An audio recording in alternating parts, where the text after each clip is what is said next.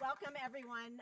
As you may know, this panel with Henry Winkler is now a Vulture tradition. This is our fourth year. The first year was virtual because of COVID, and this is our third year in a row live. It's always a really special experience. So let's just take a moment to applaud and welcome Henry Winkler. I have to say, we can turn my mic down a little bit. I have to say that I could not do this without you. You could. And we have been doing this together. We are quite a team. That's very kind of you, Henry. Thank you. So what's going to happen is Henry and I are going to talk for a couple minutes about his wonderful new book. I'm just going to check. Yep, that's what I was told to say. Yes. And then we're going to have some actors come up and do some scenes, and Henry's going to give them feedback, and then they'll get to do the scenes again, which is always just a fascinating. I am not an acting teacher. I only play one, just so you know. But he's actually very good at giving acting instruction. I think you are. Thank you. You're welcome. So I guess the first thing I want to ask you about, you write, obviously, in your book about becoming the Fonz and becoming recognized, all over the world, which is, on one hand, a blessing. On another hand, you're being seen, but you're not being seen as yourself. Right. So can you talk a little bit about how you navigated that, just kind of becoming such a well-known figure? There are two sides to that. One is that I went from just being Short Henry, a really nervous Jew from New York, to I want your socks and I'm not going to take your shoes off. Mm-hmm. It was an amazing thing. I was sitting in my apartment in Hollywood, around the corner from Greenblatt's Delicatessen, that unfortunately just closed. And I was sitting there with my rented record player, my rented television, my wet bar, and a sofa. And I was listening to Dan Fogelberg, and I might have been smoking a joint. According to your book, you definitely were. I was, okay. I wasn't sure, but okay. So I was smoking a joint. There's a knock on my door. It is the apartment that is a square surrounding a pool. And I thought it maybe was a neighbor, and I opened the door, and there are three men wearing a badge. And I said, I swear to you, I don't do this often. And they said, no, we're undercover, and we're not here for that. We wanted to meet the Fonz. I said, I am so happy to say hello to you. The other side is I speak publicly sometimes. I'm taking pictures with the audience. A father comes over and says, I would like you to take a picture with Adam. I said, it was my pleasure. Hi, Adam. I was strapping 17-year-old. Everybody's taller. And I pulled him in and took a picture, and his father is shaking. And I said, well, what's the problem? What's wrong? He said, my son is autistic and will not let anybody else touch him. Something about my dream, my imagination, jumped off the screen and went into this young man's imagination and allowed, wow, this is really annoying. Okay. Is that better? Yeah, okay. That is the two sides of being on this wonderful show, Happy Days, and the character introduced me to the world. 50 years later, people are talking to me about it as if they had just seen it yesterday. Amazing. Oh my God. You okay? Okay. Is that better? As soon as I don't hear it in my ear, yes. Okay. No, I'm good. Thank you. Thank you. This doesn't work. It looks great, though. No. I'm just joking. It makes you look very professional. Thank you. Now I've got so many different devices. Okay. To talk a little bit about another role that you played post Happy Days, Barry Zuckerkorn on Arrested Development. Cue applause, everyone. I only play characters with the name Barry in it. Right. I mean, consistency is important. Yeah, I'm drawn to Barry. You write in the book that when you were on Arrested Development, it was the first time in 20 years that the weight of typecasting began to lift from my shoulders. Can you talk, was it something about that role, something about the environment on that show? No, I think the time and that it was so different.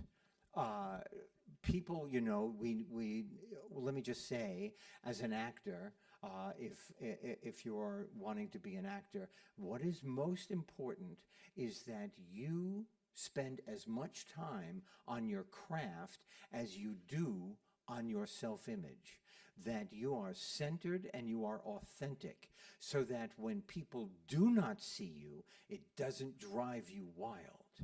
One of the things I will tell you is get an extra pillow. And the reason is because you will do auditions and they will be great. And you will be so flummoxed that I didn't even get close. And you go home and you take that pillow and you beat the shit out of your bed. And you empty yourself of the anger and the angst, so that when you go the next time, you're an empty vessel that you can then fill up with what it is you're doing on the next audition. But it is very important. I was so crazy about being typecast. I met Stacy, my wife, my wife, and I met her, and I went on my first date, and I bought the very first iteration of the Audi, which did not work, and I used it as a planter eventually. And I went to her door, I rang the bell, I opened the door, a 4-year-old, and he said, "Hi, Fonz." And I, in the most grace I could muster, said, "My name is Henry. Would you like it if I called you Ralph?" He then ran away. And then I went on my first date with Stacy. We went to see Walkabout, which is a wonderful Australian film directed by Nick Rogue. And I said, "It's better if we sit in the back." She said, "Why?" I said, it's hard to explain, but it would be better if we sat toward the back of the theater. "Why?" I said, "Okay." We sat in the middle of the theater. The entire theater stood up and came to say hello. She then turned to me and went, "Oh, a little late, Stacy." You have to be in charge. I see myself as am I talking too much? No. I see That's what you're here myself as the toy with sand at the bottom. You punch it, it goes down, and you come right back to center, and you keep moving where you know you want to go without ambivalence.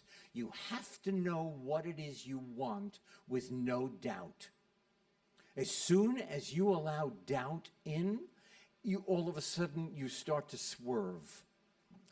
You just keep going toward what you want. I am no different than you, honest to God. You have to train your talent. You have to be honest about your ability. You have to pack your tenacity and your gratitude. And you just march to where you want to go. And eventually, I'm telling you, eventually, it is possible to get to where it is you were thinking about in your mind. All right, I want to ask one more question before we start bringing up the actors. Okay. You write in your book about going to therapy for the first time. Yes, And about 9 years ago. yeah, and I believe, if I'm not mistaken, it did coincide with when you were doing Barry to some extent. Just before I got it, yes. Yeah. I could not have done Barry, I could not have done Jean Cousineau with that texture, I believe, without opening myself in that particular therapy. I did go once before, but the man asked me to read a script. Right. And I said, "It was so nice to meet you." And, but this... But that was my question, is how do you think therapy helped you be a better actor? If I were to give my doctor a gift, I would have to give her something the size of a skyscraper. I am indebted to, and you know, you very strict. She was very strict. I asked her, I sat down first day, I said, hi, Henry, how are you? I'm glad I'm here. So, have any children? And she said, how will that help you? Okay, never asked another question, but I just found out, I think I just found out she doesn't like peanut butter. Took me 9 years, but... But therapy, when you know yourself, you know everyone. We are all the same. You know every character that is well written. You know the kernel inside your body. It is scary to change. You're wondering, will people in your life still accept you because you've changed? It doesn't matter. They either come to meet you or you move on. All right. And with that in mind, let's start bringing up some actors. Our first person to come up is Ari Wojcik. Ari.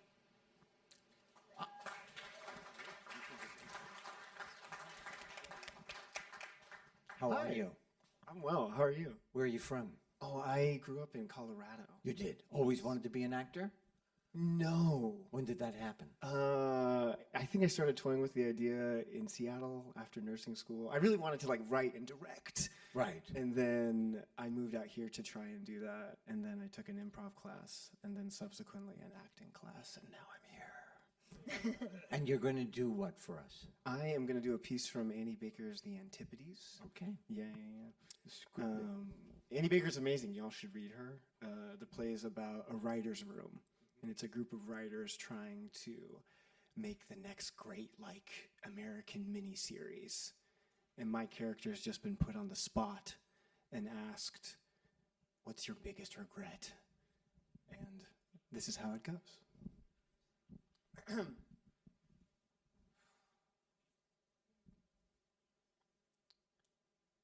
But for some reason, I was really terrified of picking up a chicken.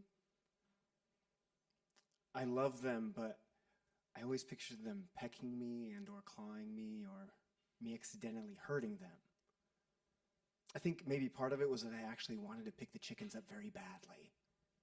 There was something about their chests, those fluffy, alive chicken breasts. And I love the idea of me holding them firmly but lovingly in my hand. But I just couldn't picture it going the right way. Like how to do it. So I would actually wait until way after sundown, and that's when I'd go lock the chicken house door, turn on the electric fence. But I was really playing with fire because the fox could have come around before then. I mean, something really bad could have happened in that 2-hour window. So I guess my biggest regret is that I didn't just ask someone to give me a tutorial on how to hold a chicken. Look, there's this sense I've always had that there's some secret, some thing in this life I don't fully have access to. Maybe it's a specific kind of joy.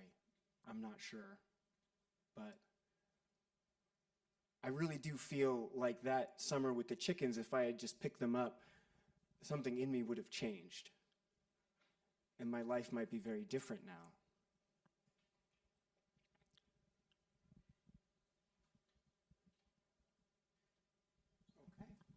Yeah.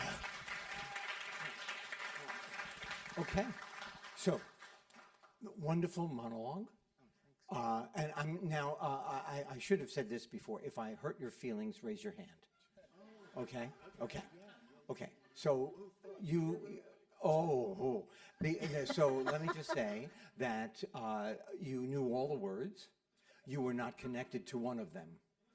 You have got to tell us how you are feeling. There are so many different places where you, if this was true, if you were in this situation, you would be affected by what you are saying.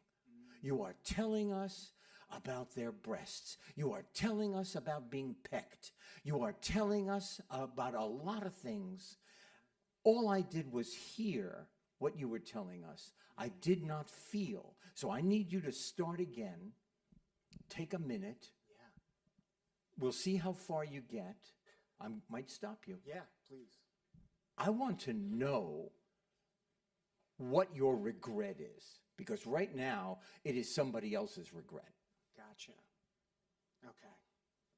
Oh, man.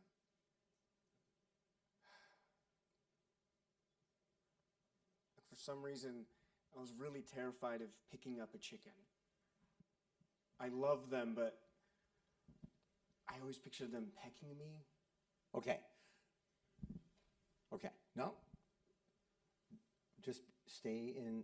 Just stay calm. What are you about chickens? Terrified. Why don't you go there? Or what are you? Don't tell me. What are you terrified about? Yeah. And then put it into the chicken. And what do you think it feels like to be pecked by a chicken that's how it lives, it pecks? Yeah. Okay, tell me. But for some reason, I was terrified of picking up a chicken. I love them, but I pictured them pecking me. Why would you love a chicken? Oh, they're so sweet. They are? Yeah. Uh-huh. Yeah. What else? They're fluffy, and I mean, they're relatively harmless. Right. But I was terrified of picking up a chicken. Right. Because why? They were pecking me, or they were clawing me, or me accidentally hurting them. That would be really bad. Right. And how would you hurt them? Oh, if I picked them up too hard or I broke their neck, that would be terrible. So you think by picking up a chicken, you're going to break its neck? Maybe. Okay. I don't know. Okay, fine. Yeah. All right, start again. Okay. All right. Right now. But for some reason, I was really terrified of picking up a chicken. I pictured them pecking me and or clawing me or me accidentally hurting them. But maybe actually part of it was that I really wanted to pick the chickens up very badly. Thank you.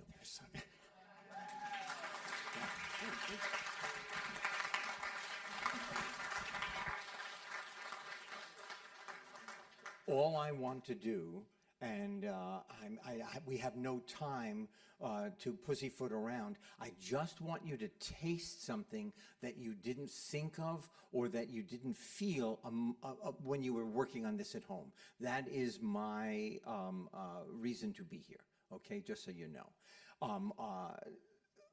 Let me just say to you that you have great potential to be an actor, but you waste so much energy being a personality, covering what you're doing before you ever get into what you are doing. Leave that on stage left and just be in the moment and use all of that energy to tell your story. Does that make sense? Thank you. Okay, who's next? Next, we have Travis York.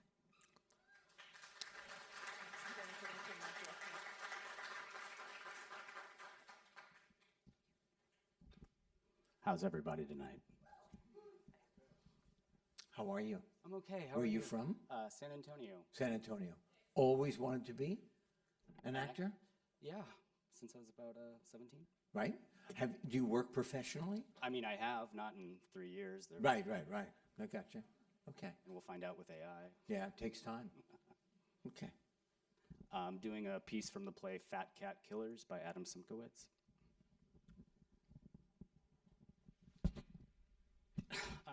I'm sorry about that. It's just, you were scaring me a little, and you are not supposed to do that. I wish it didn't have to be this way. I wish we could have just knocked on your door and said, hey, we just got laid off from your company and we can't find new jobs, but you've got a lot of money, right? And you would say, hold on a minute, boys, and come on in, boys, and would you like a drink? And then you would open up your safe and fill a couple of bags full of cash for us, and then we could watch TV, and we would say thank you when we left. I really wished it could have been that way. But Michael says, and I think I agree that people really only give away money under duress. Or at least people like you, anyway. And you're definitely not going to give money to 2 former employees who just knock on your door. Even though you built your company off our backs, we worked there for a long time for not very much money, and then you just cut us loose anyway. Just thinking about it makes me want to hit you. I guess that would be okay, right? I mean, there's not a good reason not to hit you. I'm sorry, I can't understand you with that gag on. I'll tell you what, maybe I'll break a finger or something. No. I'll cut something off, like your ear or your nose. Is there a knife around here anyway? You don't, forget it, I can't understand anything you say. Tell you what I'm gonna do. I'm gonna hit you, and I'll see how it makes me feel. If it makes me feel better, I'll hit you some more and then maybe find a knife. If it makes me feel worse, I'll stop. Deal?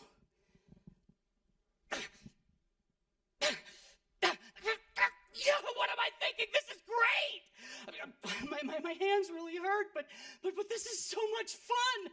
I'll hit you some more and then we'll stop, okay? Deal? Okay. Let me ask you a question. Is this a comedy? Yes. Okay. Take the comedy out. Okay. All right? You don't play comedy and then try and be funny. Okay? And that high voice sounds like you are demented. And what you really are is pissed off. What you really are is you're telling this guy that your life is now completely over because of a decision he made. I want to feel that. Okay. I want you to talk to him without comedy. I want you to talk to him like he has just really fucked your life up. Okay. Sorry about that. It's just you were scaring me a little, and you're not supposed to do that. Okay, I don't think you're in charge of it. All right, I want you to try it again. I want you to actually talk to him, or just pretend that this gentleman in blue is the guy. So talk to him. Okay. Talk to somebody. I'm sorry about that. It's just you were scaring me a little. Okay, tell him. Well, I don't. What are you? I'm sorry about that. It's just that you were scaring me a little, and you were not supposed to do that. This is not the way it's supposed to go. I wish I could have just knocked on your door and been like, hey, I just got laid off from your company. Okay, hold it. You've just changed the thought. The first part, all of a sudden you're starting to get into the center of it. Now, it's not supposed to go like that. Now, tell him what it was supposed to go like. How was it supposed to go? I thought I could just knock on your door and be like, hey, we just got laid off from your company and we can't find jobs, but you've got a lot of money, right? And you would feel bad and you would say, come on in, boys, or just a second, boys. Okay, now try it again. Talk to him. Tell him how you feel, but don't yell at him. Let's see what happens when you just keep it simmering. Okay? All right? I would knock on your door and say, hey, we just got laid off from your company and we can't find new jobs and you've got a lot of money, right? Ask him. And you've got a lot of money, right? And you would feel bad. And you would say, come on in, boys. Just a second, boys. And would you like a drink? And then you would open up your safe and fill a bag full of cash, one for each of us. And then we could watch TV and hang out and then say thank you when we left. I really wish it could have been that way. But Michael says, and I guess I agree, people don't give away Who's money. Michael? Michael's my partner. Where is he? He's off. He's done. He's off, Right. yeah. Okay. So feel his presence. He's somewhere. He's in the car. Okay. Okay. But Michael says, and I guess I agree, that people only give away money under duress. Or at least people like you, anyway. And you definitely wouldn't give it to 2 former employees who just showed up at your door. And we built your company. You built it. Oh, no. Tell him. You didn't build this company. Tell him. What did you do? You built our company on our backs. and we worked there for a long time for not very much money, and you just cut us loose anyway. Just thinking about that makes me want to hit you. I mean, there's no reason why I can't hit you, right? Wait a minute. What do you want to do? I want to hit him. Tell him. I mean, just thinking about that makes me want to hit you. There you go. Thank you so much. Okay. We don't just say words. We fill words with what does the writer say? What do people say about us? What do we feel? What do we as individuals feel about the story we're telling? But we're telling a story, and you have to do it from the inside out. You can't just parrot back the words. And I hope that you taking the comedy out, all of a sudden, you started to like get agitated. You started to live the moment. I think. Okay. All right. Next up, we have Brenda Barbarena, which is a lovely name. Hi. Hi, Where are you from? LA. LA? Here. Born and raised? Born and raised. Always wanted to do this? Always. Always. And do you work professionally? I do. You do? Wonderful. What are you going to do? I'm going to do a monologue from BoJack Horseman. But you know what? Come over here. Closer to you.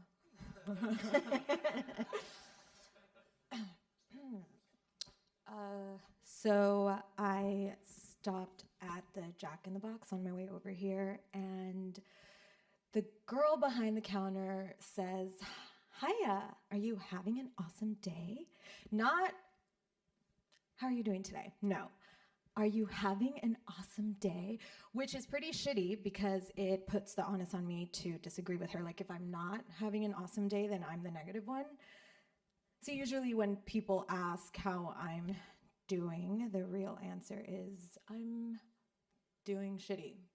But I can't say I'm doing shitty because I never really have a good reason to be doing shitty. So if I say, "Oh, I'm doing shitty," then they'd be like, "Oh, why? What's wrong?" And I'd say, "I don't know all of it." So when people ask, I just say, "I'm doing so great."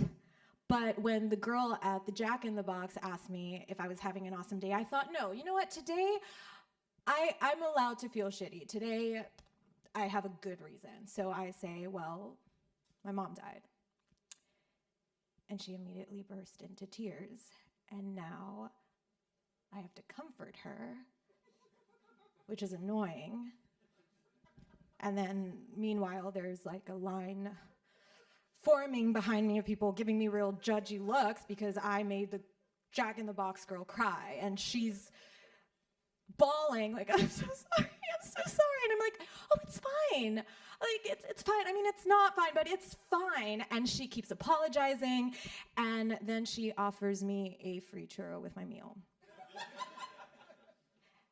And as I'm leaving, I think, I just got a free churro because my mom died. You know, no one ever tells me that when your mom dies, you get a free churro, so. I'm sorry, that was not part of the eulogy. So let's.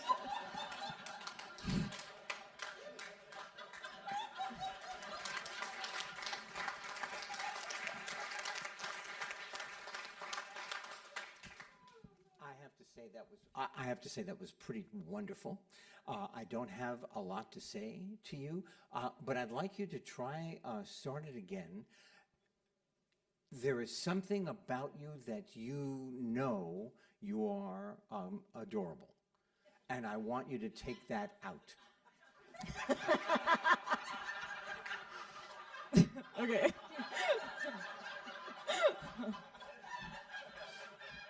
Dragged. Okay. Think about what you're saying and then make the transitions. You go from transition to transition kind of on a very linear track. And there are so many different spikes in what you are saying. But you have a sense that you are adorable. And you are. Take it out.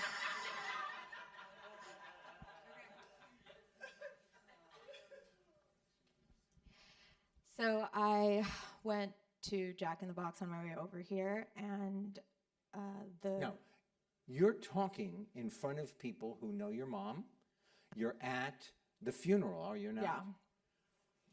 Okay, so that there has to be a weight of who you're talking to, except you're going to deviate.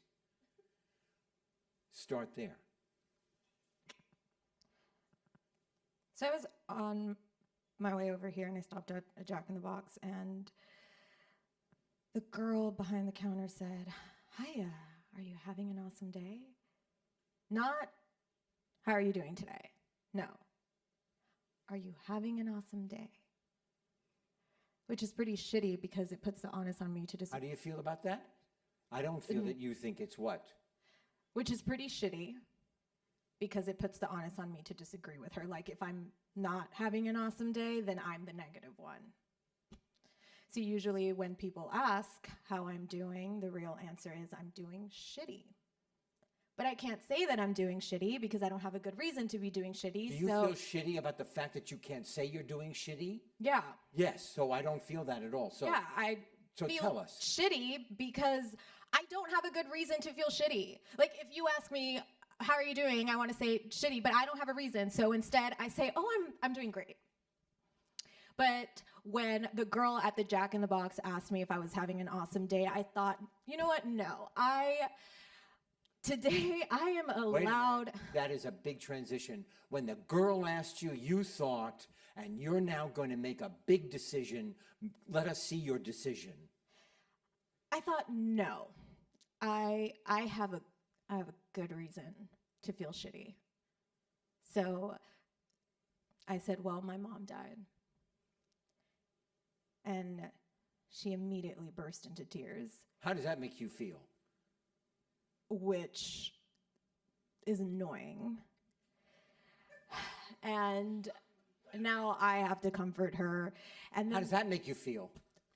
fucking annoyed. And then there's a line of people forming behind me. No. And There was then this line, and that puts pressure on you. Tell me. I want to know that. Well, there's this So line you said, forming. let's start with, no, this time. No, today I'm allowed to feel shitty. Today I have a good fucking reason. And I say, "Well, my mom died." And she immediately burst into tears. Oh, no. How did that make you feel? She fucking burst into tears. And now I have to comfort her, which is fucking annoying. And meanwhile, there's a line of people forming behind me, giving me real fucking judgy looks because I made the Jack in the I Box don't know girl how you're cry. feeling about the fact that they're giving you judgment. I'm feeling annoyed because now I made the girl in the Jack in the Box cry, and she's saying, I'm sorry," and I'm like, "Oh, it's fine. Like, it's not fine, but it's fine." And then she offers me a free fucking churro with my meal. And as I'm leaving, thinking, wow, I just got a free churro because my mom died. Okay.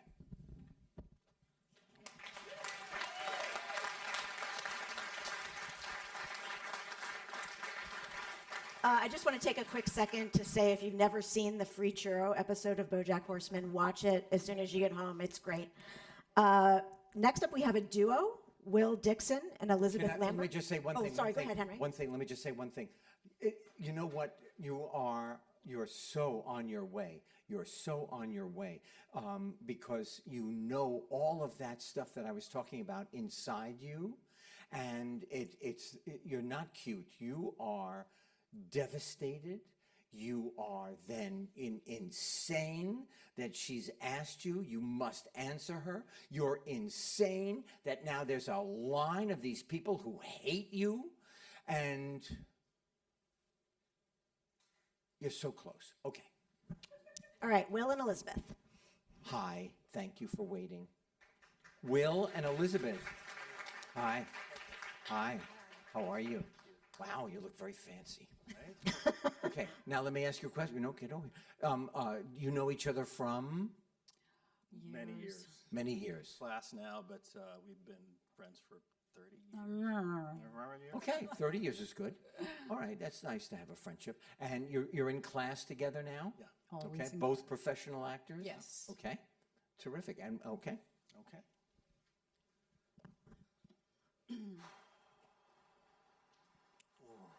What happened to a bee in your ear? You just stood there with your dick in your hand like you didn't give a I shit. don't know. I thought you handled it okay. So I didn't want to Handle hold it. your I'm not supposed to handle it. It's not my job. She obviously came here to fuck with me to get more clicks for her blog. And you didn't catch on to that in the pre-interview? I don't know. I think she brought up some issues that, honestly, I think people would be very, very curious about. Uh-huh. I'm surprised that you didn't pick up on that yourself. You are unfucking believable. No, don't put this on me. You set yourself up for this. Oh, I did. Yes, Okay. Yes, you did. You refused to put out a statement. You fucking pulled the interview. An interview that you edited behind my Because you weren't talking to anybody. Jesus Christ, I send in Doug. I come in. Corey comes in. Oh, yes, the three wise men. I'm sorry, Oh, my God. bad. Oh, God. fuck. You know what? 2 years I've spent of my life building this show, and all it took is one negligent producer to just fuck it up. Fuck you. Fuck you. You wouldn't have a show if it wasn't for me. Alex Unfiltered is my idea. Oh, fuck. I rebrand you. I do it all the time. And you're fucking lucky I do, too, because anything that good comes along, you just light this little fire and you just blow it up right away. Oh, I see. Sure I do. And fucking the boss, by the way, Alex, only works until it doesn't. Mitch was not my boss. What does everybody else does? Says the guy that I just walked in on fucking my assistant in my very own home. Well, that's great. Well, you fixed that, didn't you? Huh? You won't have to deal with that anymore. Congratulations. You fucked that up too, Alex. Okay. You know what? I can't do this anymore.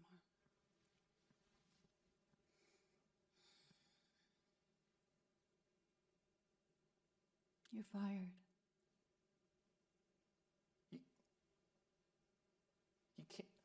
Get out.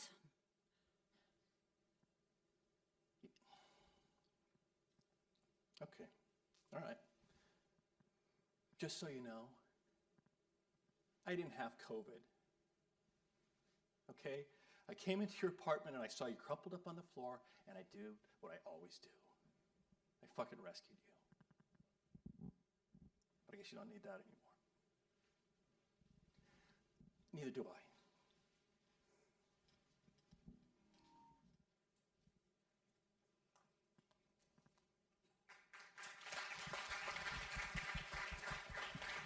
Okay, Will, I'm going to start with you. All right, you have to take your space. You allowed yourself to be upstaged. Nothing you did. You have got to reposition yourself so that you are an equal. You certainly feel like an equal in this situation, do you not? Yes. You feel like you have helped this woman, do you not? Okay. When you first start, you are so laid back, and I understand that you want to build it to where you're going to go. But I want to see that there is a kernel, because she is accusing you of not standing up for her, if I'm getting this correctly, right? Sabotaging me. Okay, yeah. Do you think he really did? Do you think you did? No. Yeah. Oh, He did. you did. You did it? Did. Okay. He did. I don't see anything. I saw like just a person talking. Okay? So there is a lot here. It's more complex than you're letting on. You're being so relaxed. I don't get the texture of the relationship. Okay? So start again, but this time take the space. If you were both on camera, you would do like a V. And what you allowed yourself to do is put most of yourself your back to the audience. Okay? I want to see you. Well, we were actually trying to do it so we wouldn't have our backs to you. That was my. Don't you worry about me. Okay. Okay. I'm My not. bad. I'm not here. They are here. Okay. She sabotaged me. Oh, let me just say one more thing. When you, if we get that far, when you say you're fired, is it the culmination of everything you're feeling? Is it the culmination of everything that is going on in this scene? I didn't plan it. All of a sudden, you didn't plan it, but all of it, I felt nothing. I felt no fire come up from your center, your gedarum. You're not Jewish, but from your gedarum and burn his tie off. All right. Arr. Here we go. What happened to I'll be in your ear? You just stood there with your dick in your hand like you didn't give a shit. I thought you handled it okay. Handled it. I'm not supposed to handle it. It's not my job. She obviously came here to fuck. Okay, hold it. If you really know that maybe you sabotaged her, you've got to figure out where your position is to counteract what is coming at you. Right now, I thought you did pretty good, you know, what the fuck, I don't know. That's not, I don't think that's it. Okay. It is not that casual. You are not casual, okay? Copy. Especially if you have this diabolical thing that you just did in you, okay? So no matter how casual you are, that's still living, breathing in you. What happened to I'll be in your ear? You just stood there. Ask him the question, please. Okay. Don't have to go off stage. Just ask What him. happened to I'll be in your ear? No, what happened to I'll be in your What ear? happened to I'll be in your ear? Didn't he tell you that? Yes. Didn't he say that? He promised you. Yes. All right, what was it there? No. No. Ask him the question. What happened to I'll be in your ear?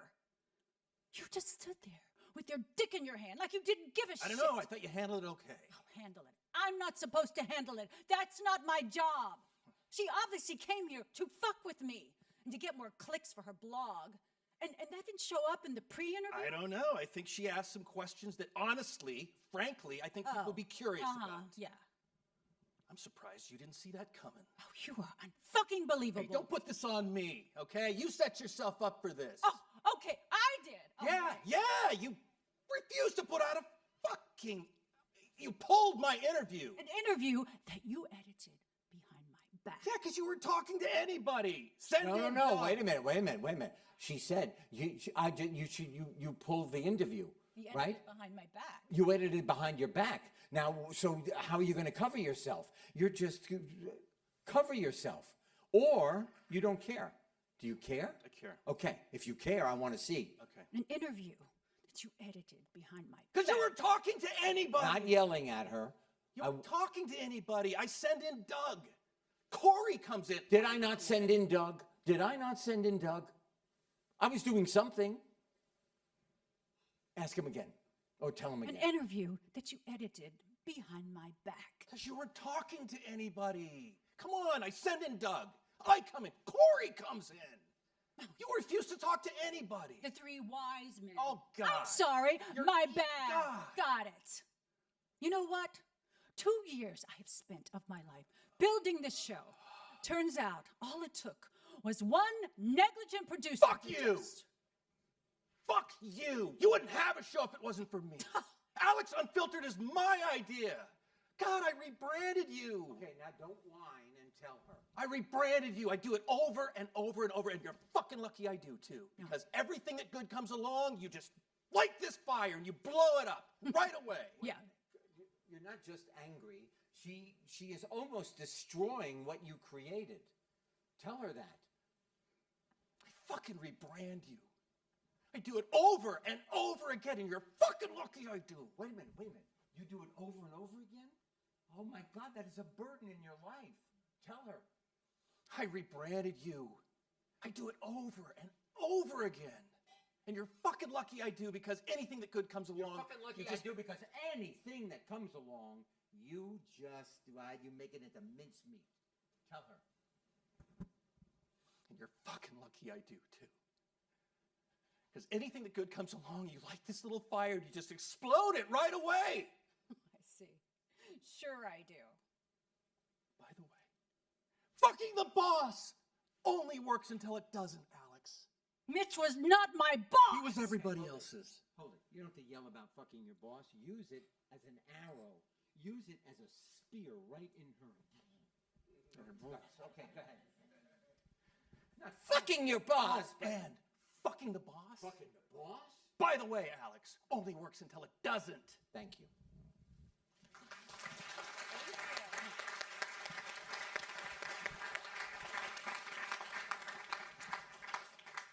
Can we go to the next one? Can we go to the next one? Yeah. Okay. Alan Trinker? Thank you for that. Thank you for that. Hi. What is your name? I'm Alan. Okay. You're going. oh, I thought you were going home. Okay. Nice to see you. Okay. Where are you from? From Buffalo. Buffalo. Yeah. Cold. It's now warm. Yeah. Yeah. And always wanted to be an actor? Always, yeah. Okay. And you've been here how long? For 2 years. I was in New York for 6 before this. Right. Broadway.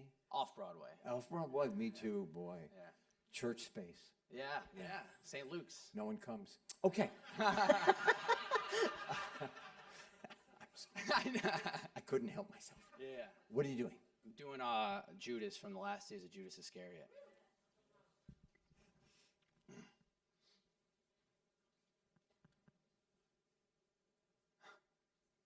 Yeah. I'll tell you what I know. I watched you trip over your own dusty feet to heal the sick, the blind, the lame, the unclean, any two-bit stranger who stubbed his fucking toe. If a lowly, distant family member, too poor, too cheap to buy enough wine for his own fucking wedding, he runs out of booze, it's no problem, right? You just presto changeo, and it's fucking Miller time in Old Cannon again, isn't it, bro? But when I needed you, where the fuck were you, huh? You forgave Peter and bullshit Thomas. You knocked Paul of Tarsus off a horse. You raised Lazarus from the fucking dead. But me, oh, your heart. What about me? What about me, Jesus? Huh? You just... I made a mistake, and if that was wrong, then you should have told me. And if a broken heart wasn't a good reason to hang, then you should have told me that too.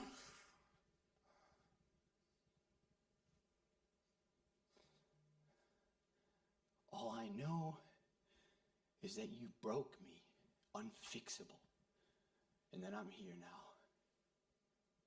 And you want to know when you taught your message differently? It was at the temple, Jesus. You were beautiful there. And you left 3 inches taller. We all saw it. I loved you. And that's the truth. And now I'm here.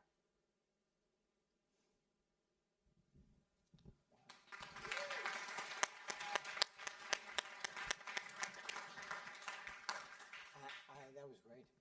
That was really good. You know, the only thing that I would say for fun is try it without acting it. Just try talking to this holy man, and you're trying to understand. Just go take a deep dive into, you're trying to understand. Yeah. You see so much, and somehow it didn't come onto you, it seems, right? Okay, let's try that. Yeah. Okay. I'll tell you what I know. I watched you trip over your own dusty feet to heal the sick, the lame, the blind, the unclean, any two-bit strangers. There is a difference between, I'll tell you what I know, Yeah. and then you start. Explain to us how you see it. Okay. Yeah. I'll tell you what I know. I watched you trip over your own dusty feet to heal the sick, the blind, the lame, the unclean, really any two-bit stranger who stubbed his fucking toe. When a lowly, distant relative who is too cheap to buy enough wine for his own fucking wedding runs out of booze, there's no problem. You just presto changeo. It was fucking Miller time in Old Cannon again, wasn't it, bro? But when I needed you, I mean, where the fuck were you? Okay. Now, let me ask you a question. Yeah. Did you hear that all of a sudden, just by trying to figure out what is going on in your life, and between the two of you, there were laughs because you brought out the comedy without even trying. Yeah. The thought, you lived the thought. Really good. Thanks. Okay. I don't know if I'm going to overstep my bounds now, but I was told before we came out here that there is a wonderful actress in the audience today. And this is the way life is. I just came home from Columbus, Ohio. And on the plane, it was long enough to watch Casino. And one of the great performances was given by Miss Sharon Stone. And I don't know if she's still in the room. She is still in the room. Is she not still in the room? Oh, hi. Hi. Hi. You are in the room. Can I just say, oh, you broke my heart. Oh, my God, your journey in that movie, your ability in that movie, the pain in that movie was so dynamic. This little screen on the seat in front of me, filled with germs, just you jumped out of it into my body. Holy mackerel, congratulations.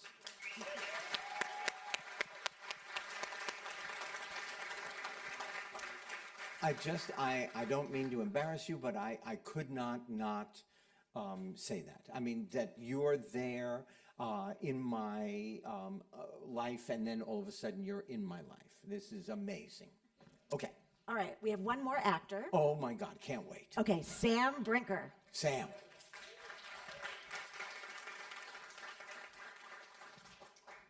Okay, Sam. Yes, You Henry. look great in green. Thank you. Really, that is a wonderful thing. Thank you. Okay. Where are you from? I moved here from New York. New York. New York. Okay. How long have you been here? 4 months. Welcome. Thank you. Okay. I just want to tell you, if you like hot dogs, Pink's is great. I think it's Beverly and Melrose. Okay, great. Okay, fine. I'm also a foodie. Thanks But for the tip. what are you going to do? I'm doing Significant Other by Joshua Harmon. Okay.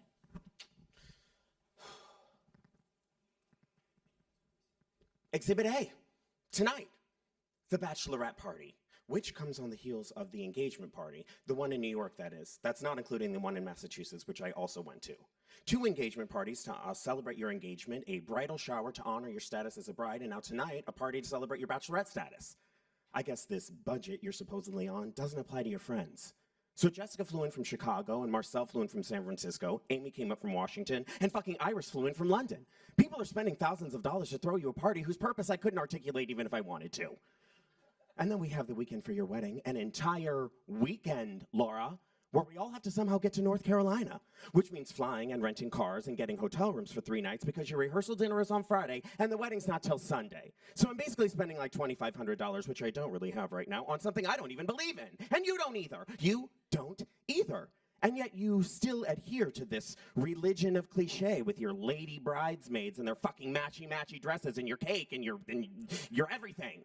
You know, why you have the courage to, like, radically rethink some things and play fucking docile little wifey and others is so fucking weird. Like, legally changing your name? Well, I guess that's just in keeping with the fact that this party is also a funeral for the Laura we all used to know, because now she's an entirely new person. So let's all spend thousands of dollars to honor you for making one fucking decision that frankly has no bearing on me whatsoever, except that it officially enshrines the non-existent role that I play somehow in your life from now on. Except, as the occasional court jester and pitiable reminder of what happens to someone who never finds someone and spends their life attending the life events of all their friends and buying them outrageous gifts and going home and getting into bed alone and turning on Law and Order and staring up at the ceiling, trying to understand how everything went to shit.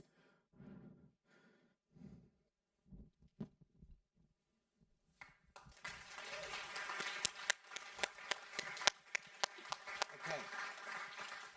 You have an unbelievable handle on this monologue. The only thing is that I will tell you two things. One, just a physical thing. Don't move so much. First of all, you're letting a lot of your energy out of your body. And also, it is hard to watch you move and hear what you are saying. And hearing you and how you're feeling about it is more important than watching you. Okay? So that, now, number two, don't bend over so much because you cut half your energy off. Okay. Okay?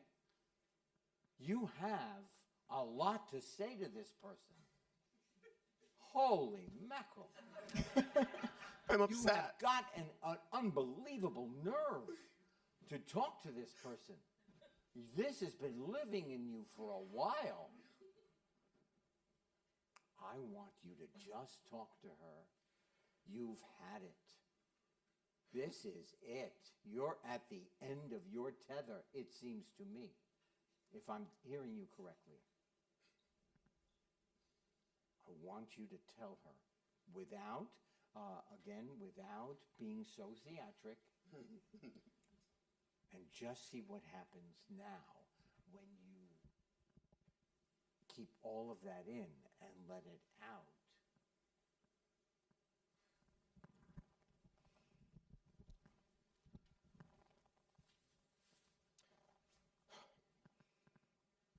Exhibit A. It's what? Exhibit A. Okay. I had no idea what you said twice. Uh-huh. I thought you said it's May. Okay, great. Uh-huh. Okay. Exhibit A. Tonight, the bachelorette party, which comes on the heels of the engagement party. The one in New York, that is. That's not including the one you had in Massachusetts, which I also went to. 2 engagement parties to celebrate your engagement, a bridal shower to honor your status as a bride, and now tonight a party to celebrate your bachelorette status. Okay. I want you to start again, and I want you to tell her, Exhibit A. Tonight, here we are, tonight. Not counting that other thing. Then the other thing. Start again. Talk to her. You know what? Maybe just look at this young lady here in the red, whatchamacallit? Is that a beret? And her red beret. I like whatchamacallit. Yeah. Exhibit A. Tonight, the bachelorette party, which comes on the heels of the engagement party. The one in New York, that is. That's not including the one in Massachusetts, which I also went to. 2 engagement parties. If the party, the one in New York, is different than the one in New York, right? Okay, talk to her. Exhibit A. Tonight, the bachelorette party, which comes on the heels of the engagement party. The one in New York, that is. That's not including the one in Massachusetts, which I also went to. New York, that is.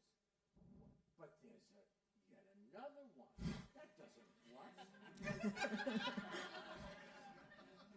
Exhibit A. Exhibit A. Tonight, the bachelorette party, which comes on the heels of the engagement party, the one in New York, that is. That's not including the one in Massachusetts, which I also went to. 2 engagement parties to celebrate your engagement. How do you feel about that? How many engagements? 2 engagement parties to celebrate your engagement. a bridal shower to honor your status as a bride. Top of the two, there is the what? Start with the two. 2 engagement parties to celebrate your engagement. A bridal shower to honor your status as a bride. And now tonight, a party to honor your bachelorette status? I guess this budget you're on doesn't apply to your friends.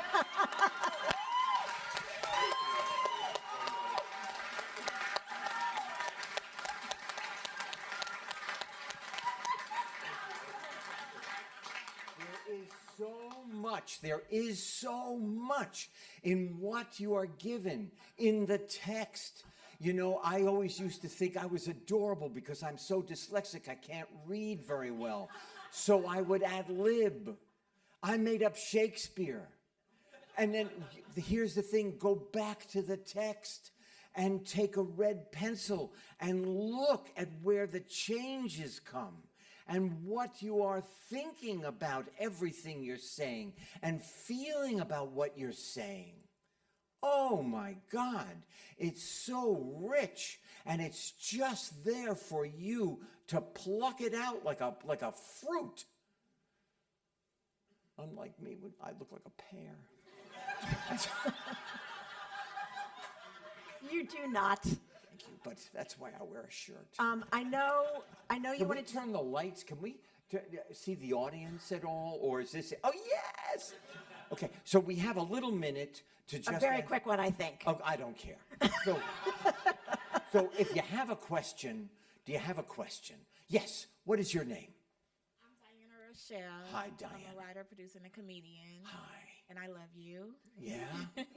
I think you show great taste. Of all the work that you've done over your career, what are you most proud of?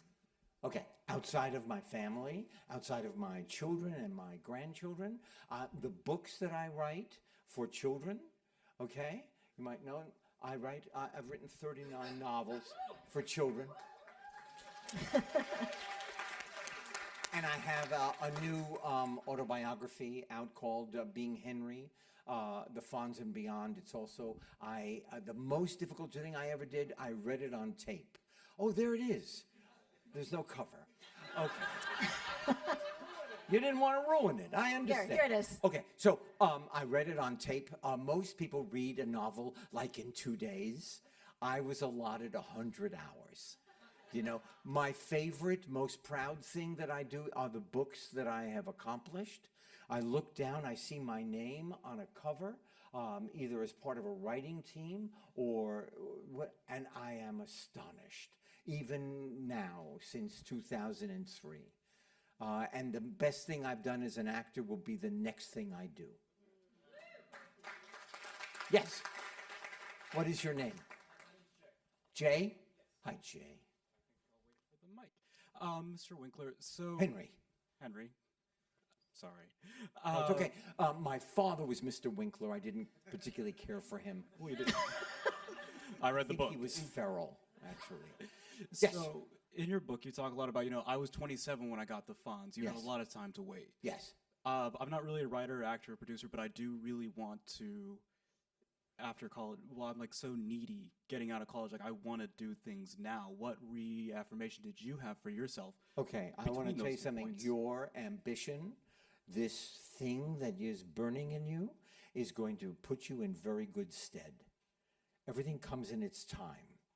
Right now you're in college. Right now you are filling yourself with whatever it is you're studying. And then you will go on a journey. I arrived here with a letter, and there was a letterhead from Fox Studios, and it was signed by a vice president, and it said, when your brother-in-law gets here, have him call me. The motherfucker never answered the phone. You find your way because you want it. You find your way. I'm going to tell you, I auditioned and didn't get it. I auditioned and didn't get it. Okay, then I'm going to work for you. Oh, you're not going to hire me. Then I'm going to work for you. And eventually somebody says yes. Because you are different than all those people sitting in those metal card chairs. I used to sit in those card chairs, waiting to go in. And then I was the Fonz, and I was on the Water Boy. And then the young actors said, "You're Henry Winkler. What are you doing?" I said, "I'm looking for a job. You?" You find your way. Yes. Boy, did that applause sound paltry. Okay. Yes. No, there. Yes. What is your name? My name is Winter. Hi, Winter. Hi. And I love you. Thank you. I'm a writer, and I'm doing exactly what you just said. I started my own business, just doing my business for the last 10 years. What is that? I'm a digital strategist. I'm a consultant. That's amazing. I can't do that. But I'm doing it because I never wanted to be without money. But I'm finally at 43, ready to use all the resources I have, all the connections to focus on my writing. Yes. What as a writer, should I be focusing on when I'm thinking two about things. actors? Without the word, nobody has anything to do. I cannot act. The director cannot direct. The producer can't produce. If it ain't on the page, it ain't on the stage. That's number one. And number two, I swear to you, I was a negative thinker. And I would talk my way out of things. I would say, "No, you can't read for Neil Simon. Oh my God, you'll stumble over it. You can't play Scrooge. So many actors have done it before you. What, start a production company? You're dyslexic, you don't know anything. Write a book? That's crazy." You put one foot in front of the other, and you just keep going, and you keep going like that toy. And I'm telling you, are you good? Yes. Are you a good writer? Do you write the human condition on the page? If you don't write the human condition, it is so hard to memorize. If you write your experience, I can memorize it. I wish you luck, and just remember, I am a card-carrying member of the SAG and AFTRA. Okay. Sir, what is your name? Hello, Mr. Winkler. My name is Henry. Thank you, Henry. My name's Harut. Harut? Yes, sir. Hi, Harut. What a great name. Oh, thank you. I think I'll keep it. I am Harut. Wow. Starring Harut. Okay. So, as much as an actor, I love your work, but also I love your voice acting work too. And Yeah. one of my favorite episodes of it's Big Mouth, but you play Keith from Grief. Yes, I do. And that was a character so passionate because at the time, my mom was at the time passing away too. And I think just the way that you were explaining how to go through the 5 deaths of grief, it really hit me a lot. So Well, one thing first I of was going all, to say yes, Harut, keep going. So one thing I was going to say is there a difference between like doing work as a live action actor compared to like putting your heart and soul into an animated character? Absolutely. As an actor, I get to use my entire instrument. And you have body memory, you have muscle memory, you have your memory, your talent. And then when you are working in front of a microphone and there's nobody there, and somebody is reading the other part to get you into it, you have to concentrate. Concentration and relaxation are 2 words that are mandatory as an artist. I used to not concentrate. I used to worry about, am I good enough? And I was always outside the process. I had 2 costumes because I sweat through the first one. And as soon as I relaxed and concentrated, I only had 1 costume. All right, I think we might have to wrap up. Okay, Henry. can I take one more? Take one more? Sure. Hi, I'm going to take one more. Is there somebody else coming in here? Yeah. Oh, who cares? No, I'm kidding. I love that person. I'm honored to be your last question. Thank My name is Chris. I'm a writer-director, and I'm on a journey to get my first feature film up and off the ground. And I want to Can I just tell you, let me just tell you, Ron Howard is in Australia, Okay. and his journey to get this movie up, he didn't know if he had the money, he lost the money. I know exactly where he's at. Okay, fine. Okay. Just know you're not alone. Okay. Thank you. And the question I had, because I've watched you work with the actors, and I've taken an acting class upon myself because I wanted to learn. Yeah, I want to learn So how you to can communicate talk, right? with the actors. Short sentences. Okay, that's my. What's your advice? When you for have a somebody director? as talented as this woman is, all you have to do is give her, like, you know, when I bought my first Victrola, my first turntable, it came with a small, tiny screwdriver, and that's all, just needed to turn it like to the left a little bit. That's all you need. And then let Sharon go. All you need, short sentences. Just, you know, try this. That's all. Then walk away. Okay, amazing. Thank you so much. I want to thank you so much for being here. Thank you so much for always being a wonderful partner. Of course. And have the most wonderful, delicious, and safe holiday. Thank you. Thank you, everybody.